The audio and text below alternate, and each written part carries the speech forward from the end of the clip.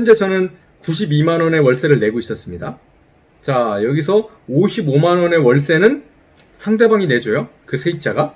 그럼 저는 지금 37만 원의 월세를 내면 되는 거죠. 37만 원 월세를 내는데 한 채만 더 사면, 왜냐면 한 채 더 살 돈이 있죠. 한 채만 더 사면 저는 55만 원이 들어오면서 37만 원의 이자를 빼고 나가는 겁니다. 그러면 저는 18만 원이 매달 통장에 남는 거예요. 자, 여기서 좀 깊게 생각을 해보면은 30년 동안 저한테 18만 원이란 돈이 들어오게 되는 겁니다. 전 2억 3,100만 원을 빌렸지만 거기서 제가 깨우쳤어요. 아, 투자란 이렇게 하는 거구나. 대출을 이렇게 활용을 하는 거구나. 뭐 책에서 봤던 레버리지 투자라는 게 이런 걸 얘기하는 거구나.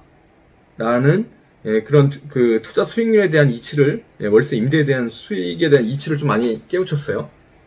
그래서 제가 그 옆집을 살려고 또 한번 알아봤어요. 근데 같은 집이면 좀 그래서 제가 1억 2,500 정도, 1억 2천 정도 되는 선에 그 집을 조금 더 5.5% 수익률 좋은 걸 찾아보자라고 했는데, 제가 인터넷을 뒤지고 뭐 부동산을 가보고 막 이렇게 해봤다가 우연히 제가 1억 2,500 주고 산 집의 옆집이 경매로 나왔던 적이 있었던 걸 알게 됐어요.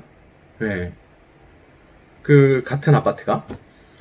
근데 같은 아파트가 경매로 나왔는데 1억 2천 500짜리 집인데 경매로 9천만 원에 낙찰이 된 거예요. 네. 경매로 9천만 원에 낙찰. 저보다 3,500만 원 싸게 샀죠? 그죠? 야, 근데 그 경매 낙찰된 그걸 보고 나니까 머릿속이 이렇게 번개 맞으면서 띵 하더라고요. 머릿속이 띵 하면서, 야, 나라면은 저 집을 1억에 썼을 수도 있을 텐데, 1억에 낙찰을 받았을 수도 있을 텐데, 그러면 9천만 원에 그 사람이 낙찰되는 게 아니라 1억을 쓴 내가 낙찰을 받는 건데 라는 생각이 딱 들더라고요. 그래서 1억에 낙찰을 받아도 저는 2,500만 원이란 돈이 남는 거예요.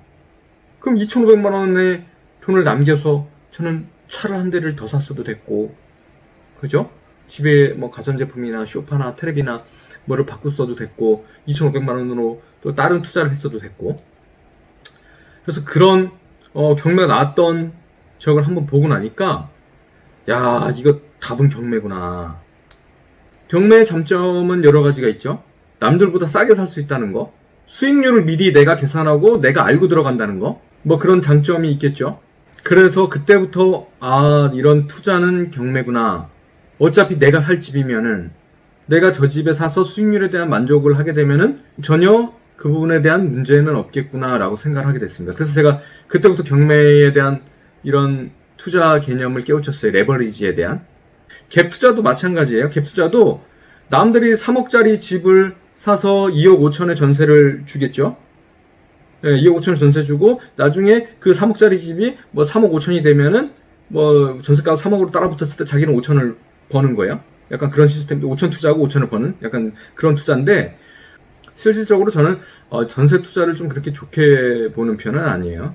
갭 투자나 전세 투자 상당히 위험한 투자라고 보고 있고, 이렇게 레버리지를 활용한, 대출을 활용한 레버리지의 투자가 가장 안정적이고, 가장 요즘에 이런 뭐 집값도 상당히 요동을 많이 치고 집값 뭐 하락한다 상승한다 얘기가 많이 있는데, 월세는 변함이 없어요. 딱 보시면 아시겠지만 뭐 1000에 50짜리 했던 집이다, 뭐 500에 50짜리 했던 집이다, 이 집이 그렇게 크게 바뀌거나 하는 경우는 많이 없습니다. 그래서 뭐 월세 시세, 뭐 전세 가격은 오를 때는 좀 상당히 많이 올라요. 근데 오를 때 월세 가격은 그렇게 많이 또 큰 폭으로 오르지도 않아요. 월세는 그만큼의 뭐 어느 정도 시세가 고정돼 있어 상당히 안정적이다. 초기 투자만 좀 확실히 하게 되면은 그 투자 비용은 참 안정적이다라고 보시면 될 것 같아요. 그래서 그런 물건을 여러 채로 늘려 나가시면 앞으로 좀 크게 돈이 되실 것 같고요. 뭐 초반에 한 채를 해서, 저도 처음에는 한 채를 했을 때 사람들이 좀 막 이런 걱정 어린 눈빛으로 많이 봤어요. 야, 한 채 얼마나 뭐, 잘했어. 그래, 잘했긴 잘했는데 한 채에 얼마나 뭐, 그래서 한 채에 한 뭐 20만 원, 25만 원 정도 남는데, 그래서 야, 25만 원, 20만 원이면 그냥 술 한 번 안 먹고 말지. 내가 그 돈 들어가지고 뭐 낙찰받고 그 사람 내보내고 뭐 이렇게 귀찮게 저길 하냐라고 얘기를 초반에 많이 들었어요. 근데 그게 말이 한 채예요. 말이 한 채가 25만 원 정도 남는데 통상 25만 원 남게 됩니다. 25만 원 남게 되고 그렇게 수익률로 저는 들어가고 있고 그래서 25만 원 남게 되는데 10채면 250만 원이에요. 10채면 250만 원이고 20채면은 500만 원이죠. 그리고 30채면은 약 750만 원 정도가 순수익으로 들어오게 되어 있습니다. 현재 그 이율이 싸졌기 때문에 아마 그 수익률을 조금 더 할 거라고 봐요. 근데 저는 평균적으로 계산했을 때 조금 타이트하게 계산했을 때 한 채에 25만 원 남고 10채에 한 250, 30채는 750만 원 정도 남는다라고 계산을 하고 있습니다. 그래서 실질적으로 그런 투자가 이루어지고 있고요. 예.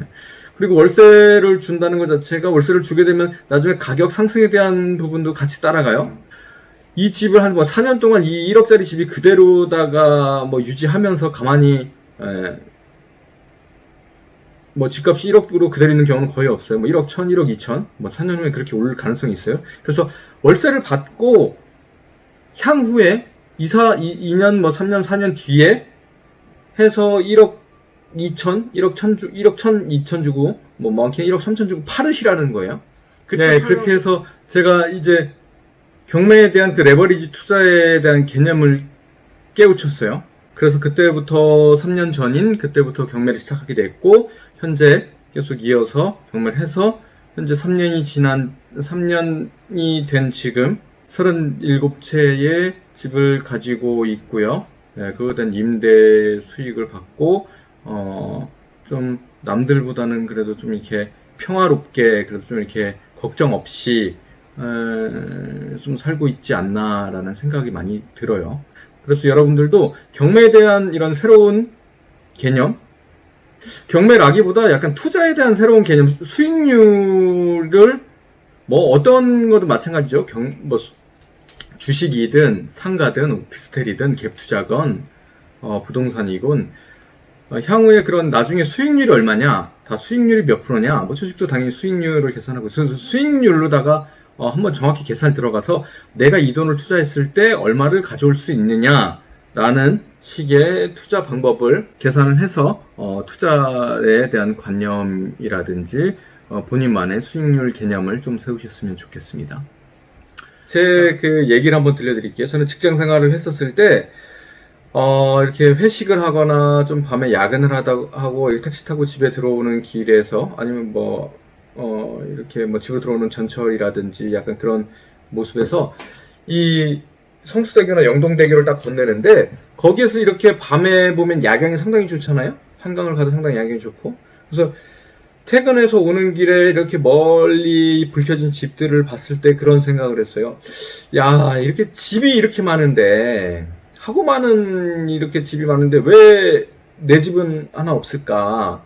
내 집은 도대체 저 집들의 주인들은 다 누굴까라는 생각을 많이 하면서 야 나도 하나 빨리 이렇게 집을 사야 되겠다. 참 이런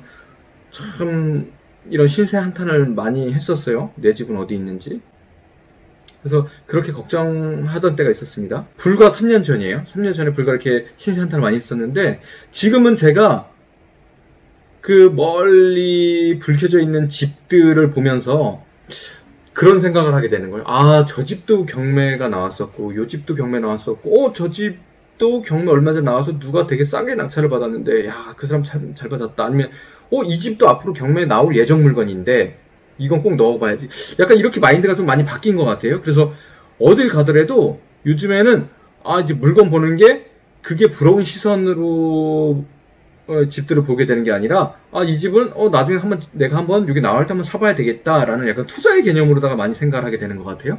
그래서 요즘은 이런 마인드 자체가 좀 그렇게 많이 바뀌었습니다. 요즘은 이렇게 아파트라든지 물건이라든지 쉽게 접근할 수 있게 된 것 같고요. 그랬던 것처럼 여러분들도 아마 제가 아까 그 전자에 말씀을 드렸던 것처럼 집에 대해서 조금 왜 내 집은 하나도 없을까라고 이렇게 신세한탄 하시는 분들이 좀 많이 계실 거라고 생각을 해요.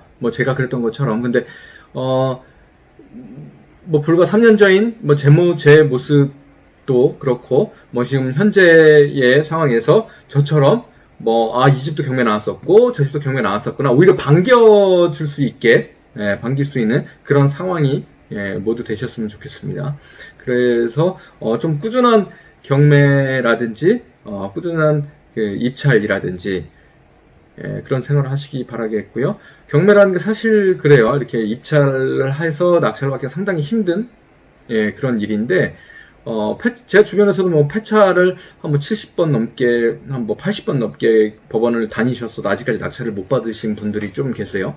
근데 그런 분들도 있지만은, 여러분들은 좀 이렇게 뭐 적정 단가라든지 아까 제가 그 말씀드렸던 수익률에 대한 부분도 잘 계산하셔서 돈을 뭐 많이 남기기보다 최상의 수익률을 가져가는 게 목적이겠죠. 그래서 너무 그렇다고 너무 금매가로 써서 낙찰 받으시면 안 되고요. 우리는 뭐 항상 그래요. 낙찰이 목적이 아니죠. 낙찰이 목적이 아니고 수익률을 내는 게 목적입니다. 그래서 최상의 수익률을 가져갈 수 있도록 끝까지 경매 꾸준히 열심히 끈기 있게 하시면 언젠가 수익은 꼭 찾아올 거라고 생각이 듭니다.